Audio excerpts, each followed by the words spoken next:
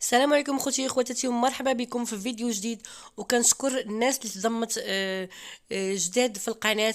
وما تنساوش لايك وتعليق باش يوصلكم من جديد، خاصكم تفعلوا الجرس. محمد الغاوي.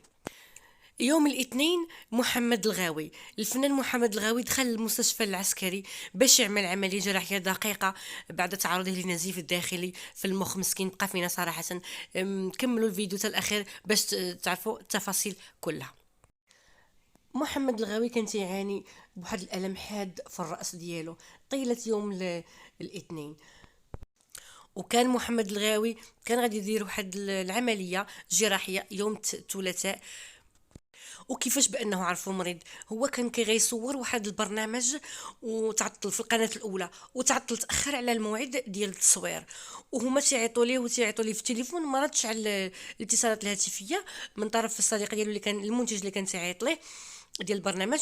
وهذا ما جعلهم يقولوا اشنو وقع ويدخلهم الشك. المنتج بداته مشى المنزل ديال محمد الغاوي باش يشوف اش وقع، ولقاه مغمى عليه في الارض وفي حاله حرجه. الفنانين كلهم كيطلبوا ليه الشفاء، والمشاهير كلهم تيطلبوا ليه الشفاء، حنا كنطلبوا ليه الشفاء. يا ربي تشافي، يا ربي تشوف من حاله، يا ربي تشافي، يا ربي تشوف من حاله. بسلام عليكم، حتى فيديو اخر ان شاء الله بحول الله.